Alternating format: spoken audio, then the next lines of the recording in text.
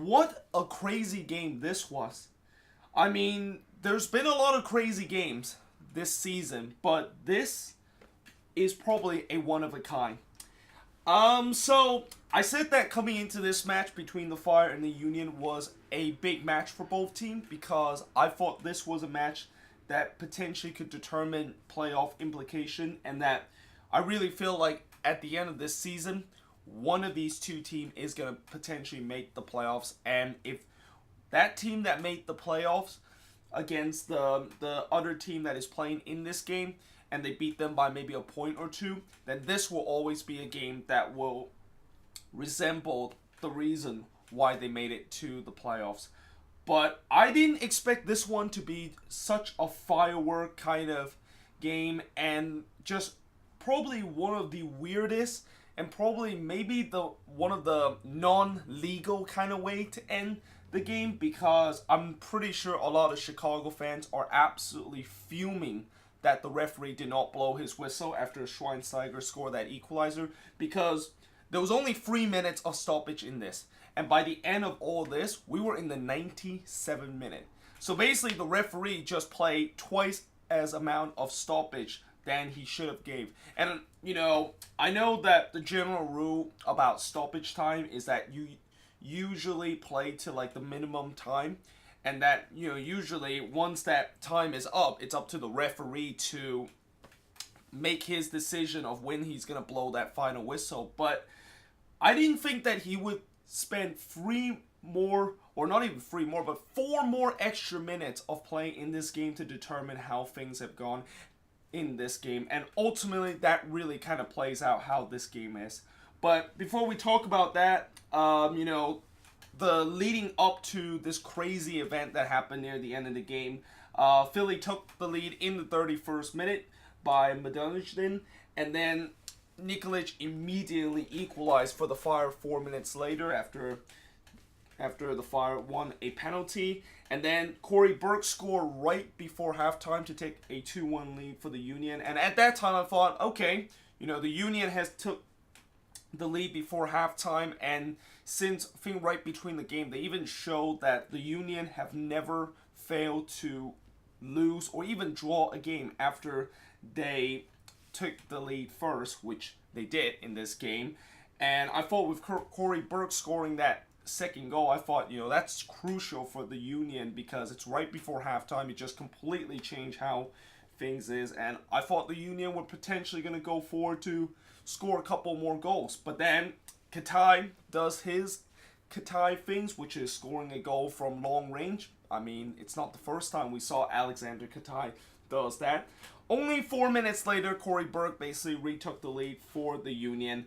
And I thought at that point, that's already kind of been crazy with how the event of play happening in that last 4 minutes after, Chicago got an equalizer from a spectacular goal from Katai. And then Corey Burke scored his brace, which it wasn't a spectacular goal, but it was definitely a spectacular goalkeeping mistake. Like, seriously, Richard Sanchez, how in the world did he not... Like, he did a very bad job doing that. I mean, he originally saved that one, but he didn't parrot it out.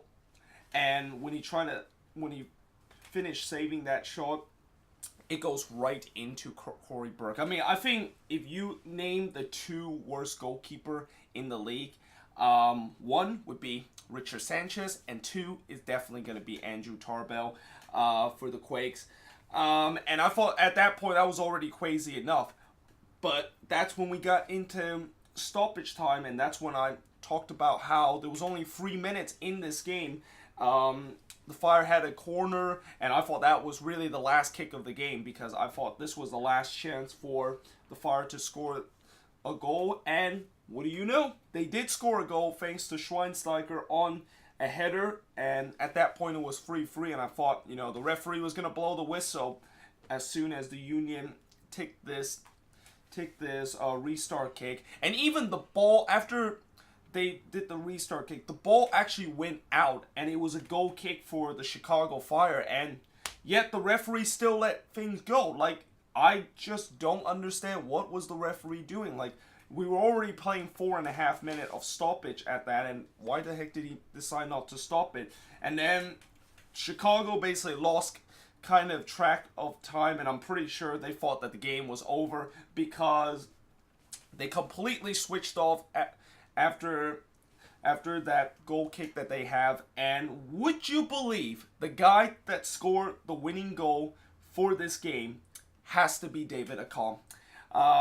The guy that has been dubbed as the superstar of this Fire team last season and the reason why the Fire was so good. And the guy that has not scored a single goal so far this season and has been absolutely a disappointment for the Union this season. And what do you know?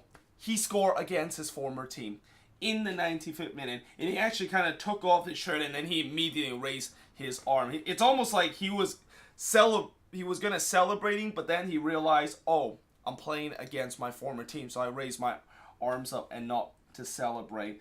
But like I said, I'm pretty sure a lot of Fire fans are incredibly fuming that the referee did not blow the whistle. So, and in my way, I don't disagree with them. I think it was pretty clear that the referee should have stopped this game right around the 94th minute. Now, to be fair, after the Accam goal, the referee still let plays going. It's almost like as if this game just does not want to end. Like, this game might as well just go into the 120 minute and we might as well just play extra time in this game. And then Chicago had their chance to potentially get themselves an equalizer, and if that goal went in, boy, this would be definitely one of the best games you will ever see in MLS. But unfortunately that didn't happen.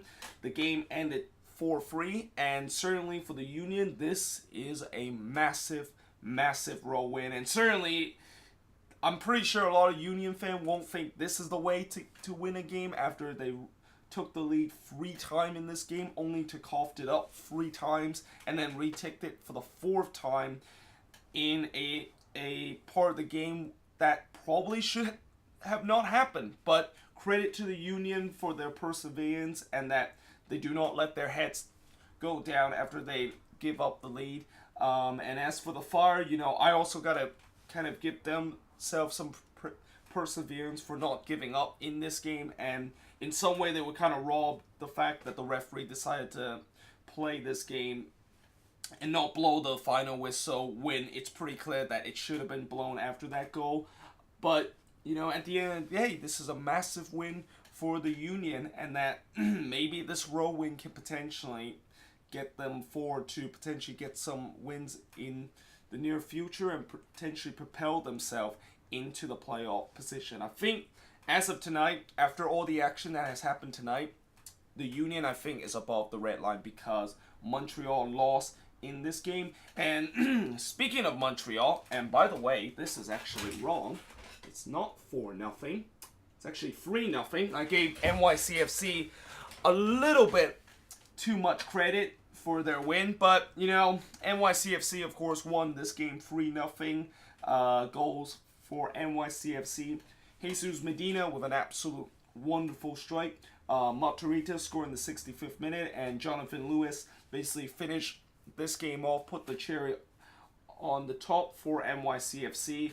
And at the end of the day, it was a 3-0 win for Montreal, and certainly a deserved 3-0 win against the Impact, because the Impact basically did nothing in this game.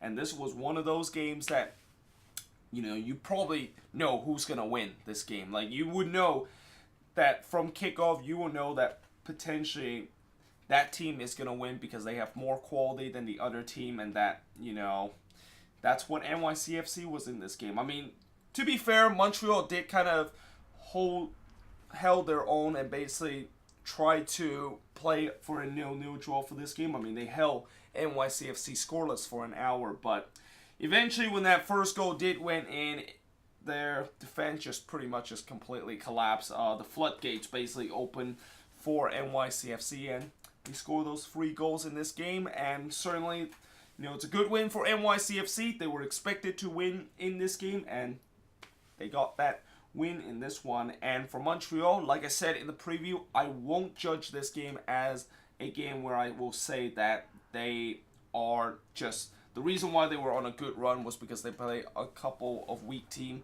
But having said that, they were pretty woeful in this game against NYCFC. But either way, guys, I hope you guys enjoyed this video. If you do, make sure you guys leave a like, smash that subscribe button. Let me know in the comments below, what do you think of both of these games, especially this one. I mean, this game was absolutely insane.